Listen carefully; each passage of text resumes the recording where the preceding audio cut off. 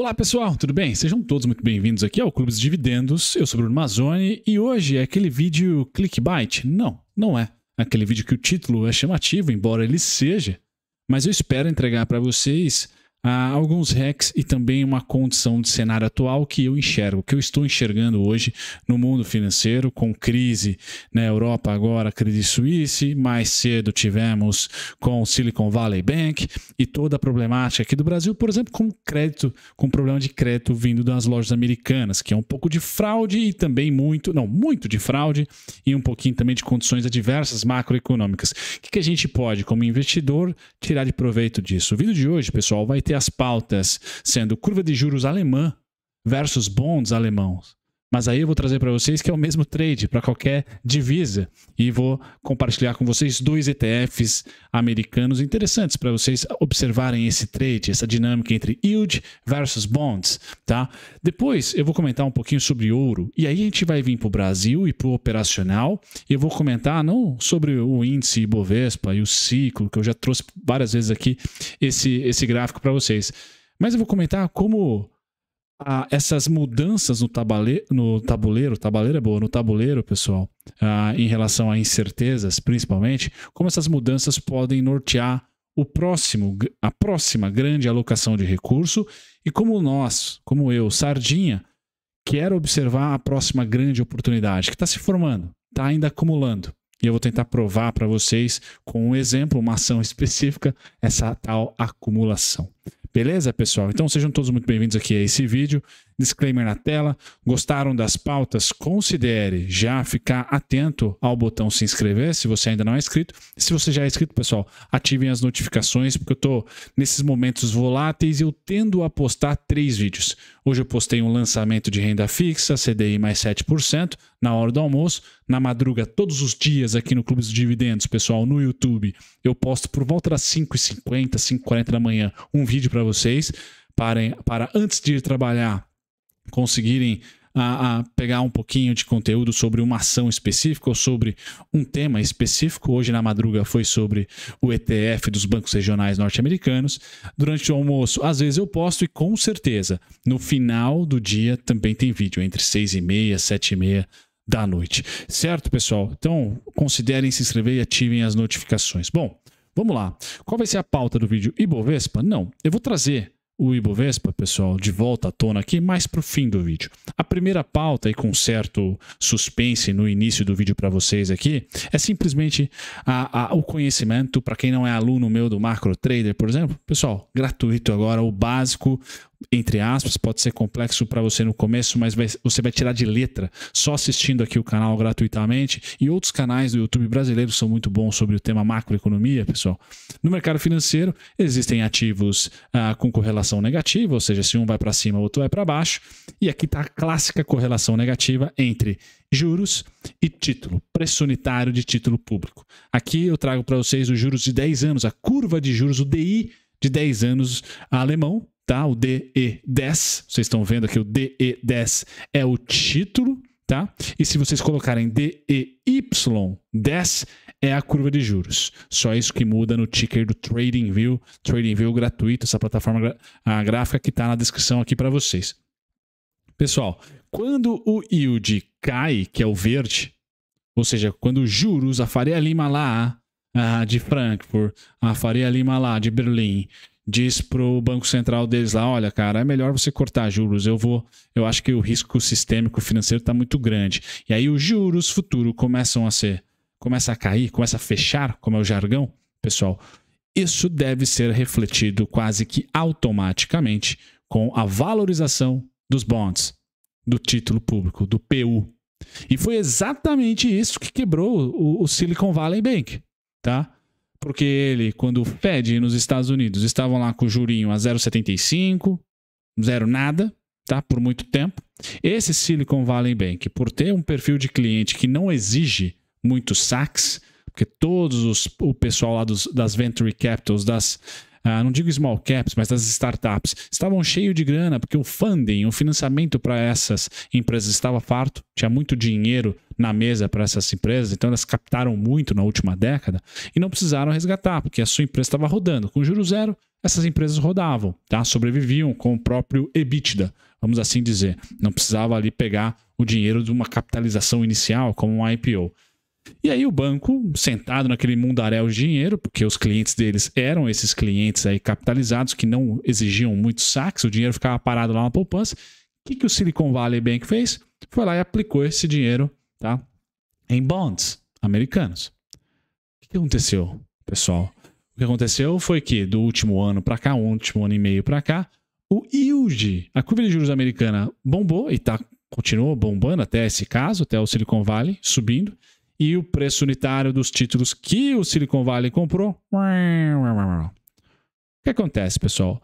Na contabilidade americana, você não precisa mostrar esse prejuízo, tá, que você está tendo ao longo da subida da taxa de juros.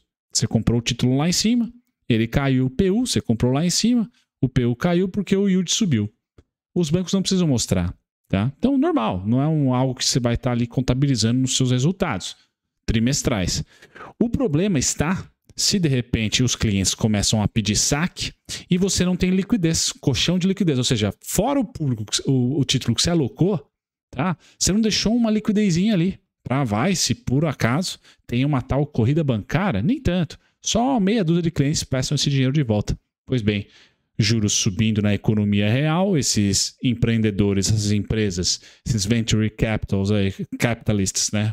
Começaram a pedir o dinheiro, pedir saques para pôr na sua empresa, para ter a sua operacional ali mantido, já que as condições na economia real estavam apertando devido aos juros. Tá? E aí o Silicon Valley Bank tem que fazer o quê? Vender os bonds. Esse cara de baixo aqui, ó, que está em candles. E esses caras ficaram com 25 bi de dívida no Silicon Valley Bank. Tá? Por quê? Porque ele não hedgeou. Não fez hedge, não comprou curva de juros, por exemplo. Não. Ele só comprou bonds e com aquele dinheiro não fez mais nada. Como se ele tivesse só comprado bonds com os dinheiros, com o dinheiro que estava depositado desses clientes grandes. E aí quebrou, porque teve que vender a mercado, vendeu com prejuízo de 25 bi, tchau. Não tinha esse dinheiro, default. Tá? Então, o erro operacional do banco. Ponto 2, agora vocês sabem dessa dinâmica. Yield para cima, preço unitário do seu título de tesouro direto para baixo. Juros, curva de juros para baixo, bond, título público para cima. Tem que saber disso no mundo inteiro, pessoal. Esse trade está acontecendo. Então, essa é a próxima oportunidade? Não. Essa é a oportunidade de hoje. É o que está acontecendo hoje. Tocando venda na curva de juros, nos DIs futuros e comprando título. Tá? Esse é o trade que está acontecendo agora, no mundo afora. Tá? Você pode ver. Vou citar 2 ETFs aqui famosos dos Estados Unidos. Um é o IEF. Tá? Então pensa que o Silicon Valley comprou lá em 2020 os bonds nesse preço e agora teve que vender aqui, ó. Tchau. E quando um grandão desse stop, o que acontece? O Fed fala, não posso mais subir juros, estou quebrando uma galera, vou parar esses juros. Aí a curva de juros americana fez o quê? Desceu e os bonds que o Silicon Valley mesmo vendeu, estão acontecendo o quê? Subindo. Tá? Esse ETF, pessoal, que replica aqui os bonds de 7 a 10 anos, é o IEF. Tá? Vocês podem seguir esse ETF que aplica em bonds, não aplica em juros, tá? Em yield, em treasury yield. Não, aplica em bonds, títulos. Tá? Então, esse cara com os juros caindo por medo de recessão, ele sobe. Se a narrativa for inflação, vamos combater a inflação subindo juros, ele cai. Beleza? Então, essa dinâmica, esse é o trade de hoje. Vocês podem olhar esse ETF IEF e também tem o mais famoso até, o TLT, né? O TLT, que esse aqui aplica em títulos de 20 anos. IEF de 7 a 10, esse de 20 anos. Tá? Todos caíram com a defesa da inflação, subida de juros. Agora os juros talvez não suba mais, eles começaram a achar fundo. Esse é o trade atual, pessoal. Então não há grandes oportunidades aqui, porque a Faria Lima gringa e a própria Faria Lima aqui, os multimercados, já estão pegando, estão capitulando, estão vendendo DI e comprando título. Esse é o título atual. Macro, correlação, certo? Qual que outro trade atual e esse menos sazonal que o ano inteiro está voando? Ouro. Esse é o gráfico do ouro, pessoal. Então eu trouxe para vocês diversas vezes, principalmente em outubro do ano passado. Confesso que o minério talvez tenha dado um pouco mais de dinheiro para você, mas na minha opinião o ouro vai bater o minério. tá? Mas ambos os trades foram comentados aqui e eu considero o ouro um trade não sazonal no ano, tá? O ouro para mim tem tudo. Se continuar com essa ótica de geopolítica difícil, bancos centrais comprando ouro e deixando o dólar meio de lado, tá? Ponto 1. Ponto 2, desglobalização, multiglobalização também enfraquece o dólar, fortifica o ouro, tá? E ponto 3 agora, crise, recessão. Vou fugir pro dólar se o Fed vai ter que cortar juros? Não, tá? Vou fugir pro ouro, tá? Vou fugir para títulos, sim. Ouro, bonds e talvez moedas conservadoras do tipo franco suíço e o ien japonês. Acho que são os 4 ativos de fuga de risco hoje. Não é muito dólar. Podem ver o DXY subiu pra caramba um mês atrás por causa da inflação, sem quebradeira. Com possível quebradeira, pessoal, o Fed acho que vai dar uma balançada em termos de subida de juros. E aí o dólar tende a estabilizar. Quem se valoriza nesse setor? Ouro, título público, tá? E moedas ultraconservadoras, como, por exemplo, o franco suíço. Tá? Se a Suíça tiver que resgatar o Credit Suisse, pessoal, aí até o franco suíço vai cair. Que vai ser um bailout aí que também o mercado não vai gostar muito, não. Mas ouro é um trade não sazonal para o ano de 2023, com toda a incerteza. Eu espero ter gerado valor para vocês aqui quando eu passei isso. Por mais que ele esteja caro, pode continuar caro. Não, ou que tinha subido, pode continuar subindo. É um ciclo que vai além do curto prazo, né? Vocês percebam aqui que é um ciclo já desde 2009, tá? Desde a impressora ligada. Bom, e qual que é a próxima oportunidade, pessoal? Certo? A gente está vendo aí, então, títulos subindo, yields caindo, bolsas caindo. Apesar da curva de juros fechar, as bolsas estão caindo porque é recessão, né? Tem uma narrativa recessiva. O que isso no curto, médio prazo vai gerar para a próxima oportunidade, pessoal? Condições financeiras mais afrouxadas. Então, o ciclo econômico que nós estamos vivendo nesse momento, agora é engenheiro de obra pronta, né? Mas eu também compartilhei diversas vezes esse gráfico para vocês, né? É um ciclo econômico de 2010 a 2016, tá? Eu vou tirar o evento 2015, tá? Em 2016, principalmente, que foi o impeachment. Não acho que a gente vai repetir uma problemática tão grande política, né? A gente é medíocre, macunaíma, a gente aprende com os próprios erros, infelizmente não com os erros dos outros. Então acho que a gente vai errar diferente, vai ser outro tipo de erro, mas uma causalidade que talvez não se repita em preço de ativo, tá? Então esse foi o movimento do Ibovespa, 2010 a 2016. Vejam que o fundo foi paralelo, né, horizontal, com algumas caudas violinadas aqui em 2012, 13, 14, 15. Tá? E os topos foram descendentes. O que nós estamos fazendo agora, pessoal? Mesma coisa. Não é idêntico, perdão, não é a mesma coisa, mas rima.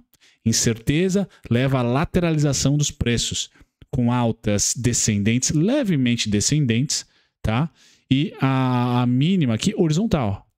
Tá? Então eu estou chutando que ou é o 101, 102, essa mínima, ou um pouquinho mais para baixo, 92, 90. A mesma mínima lá de 2011 até 2016. Então é muito importante eu identificar esse ciclo, porque a próxima oportunidade para mim, pessoal, vai surgir nas empresas que se beneficiam de juros caindo, tá? Juros atualmente caindo por crise, por recessão, mas que no curto e médio prazo vai cair aqui no Brasil principalmente, porque já chegamos ao fim do ciclo, começamos antes, tá? Então juros, queda. E a inflação, pessoal, vamos dizer que no Brasa vai ter uma queda talvez por uma recessão, mas depois ela para estruturalmente, tá? Então os juros caindo, inflação, de certa maneira no curtíssimo prazo, resiliente, mas tende a cair no curto e no médio, depois estabilizar. Esse ambiente, pessoal, eu vou aqui para o site do Oceans 14. Oceans 14 é a fonte, pessoal. E aqui vocês pesquisem na aba ações, aqui em cima, e vem aqui em nunca tiveram prejuízo, tá? Não só nunca tiveram prejuízo, mas tente também calibrar aqui por small caps. Então, Equatorial, nós temos aqui, eu gosto muito da TOTS. Bom, aqui está uma empresa para mim que é a próxima oportunidade. Por quê? Multiplan também, Multiplan. Por quê? Small cap, muito correlacionada com juros está caindo. Uma empresa que tem a receita em inflação. Inflação vai cair, mas vai estabilizar. Você pode falar isso também para uma Equatorial, tá? Não muito para a Multiplan, tá? Mas eu estou olhando para empresas o quê, pessoal? Small caps, lucrativas, se possível, que nunca deram prejuízo, como é o caso da TOTVS, nunca deu prejuízo. E essa expectativa de que, olha, o momento atual é de estabilização? Sim, pessoal. Aqui está o gráfico da TOTVS e eu finalizo para vocês, tá? Esse gráfico aqui, ó, 2011 a 2016, a 2018, tá? Na parte inferior esquerda desse gráfico, desse estudo, então 2011 a 2018, tá? Então a gente já está olhando para um movimento muito parecido. Bacana? Então, quanto mais a TOTVS nesse ambiente pipocar entre 26 e 19,20, pessoal, mais eu quero acumular. Por quê? Quando o ambiente ficar um pouco melhor, juros cair, inflação estabilizar e juros cortado e crescimento de 1%, que foi 2019, por exemplo, pessoal, tá aqui, ó. Bum. Tá aqui, bum. Então, é um momento de paciência, mas é uma paciência educada, né? O que seria paciência educada, na minha opinião? Que tenho familiaridade, simpatia, vamos dizer assim, afinidade com o gráfico. Tá aqui, ó. Primeiro ponto, 26,10. Segundo ponto, 22,97. Terceiro ponto, 20,79. Quarto ponto, 19,51, 19,20. São todos pontos que eu sou comprador, por exemplo. Mas eu espero que bata lá e voe. Não, eu quero acumular. 1 ano, 2 anos, 3 anos. A última grande lateralização, pessoal, a gente pode falar que começou em 2011, tá? Deu 2 oportunidades, uma em 2012 e a outra em 2017. A terceira e última, 2019. Então foram 3 grandes aportes cadastrados, até cancelar, que você beliscou aqui em momentos muito oportunos. E com noticiários, greve dos caminhoneiros, impeachment, eleição, 2011, 12 não era um movimento normal, tá? Se você foi para um ponto mais acima, tá? Você teve mais oportunidades. Você teve, vou pôr de certinho aqui, ó, 1, 2, 3, 4, 5, 6, 7, 8, 9, 10 aportes. 10 aportes. O que eu quero dizer com isso, pessoal? Que tecnicamente, nós como pessoas físicas, tá? Podemos separar preços que no gráfico são interessantes a nós, junto com o cenário macro e dizer, beleza, sou comprador aqui, em ordens cadastradas, e mês a mês eu vou comprando, tá? Todo dia 10 que cai lá o meu salário, meu cascalho. Pessoal, me parece que a próxima oportunidade é essa. É de acúmulo de small cap, desde que a sua small cap não seja fake. Por quê, pessoal? Porque eu não acho que os juros vai voltar a 0, que os juros aqui no Brasil vai voltar a 2. Não, juros no mundo vai para 4, vai estabilizar em 3, 4, 3,5, tá? 2,5. Mas a gente não vai ter juros 0 ponto alguma coisa ou 0 ou igual o Japão, por exemplo. A gente tende a ter um ocidente com juros mais elevado, que não é ruim para o Brasil. Porque isso significa que a inflação está mais elevada. Isso significa que as commodities vão se manter aquecidas pela essa quebra da globalização, tá? Comércios mais quebradinhos. E aí o Brasil, como é um país neutrão, e ainda bem que é, vai negociar com um lado e com o outro. Tranquilo. Então eu vejo até o Brasil estrategicamente beneficiado dessa nova formação global de comércio exterior. Mas falando de inflação e juros, pessoal, tá aqui. E de comportamento, tá a colar. Então, o trade atual é bonds versus yield. Tá? Ouro. Sem dúvida nenhuma. Agora está acontecendo. Estão ganhando dinheiro com isso. Não é com ações, não é com ETF de índices, tá? Não é com dólar, não. Tá? É com bonds, país e yield. Esse trade, long and short ali. E o ouro, consistentemente. Agora, o próximo trade, talvez para o próximo semestre, para o próximo ano, mas a acumulação está acontecendo agora. Na minha opinião, se tratando de Brasil, small cap, e eu trouxe um filtraço aqui para vocês, que é qual small cap que nunca deu prejuízo. Tá? Aí faz o estudo micro da empresa, etc. Mas o macro está todo indicando que vai ter dificuldade hoje, muito bom preço de acumulação já hoje. A tendência não virá hoje, mas ao acúmulo, as melhores compras, sem dúvida. Eu acho que como investidor de longo prazo, a próxima oportunidade também passa pela possibilidade de acumular.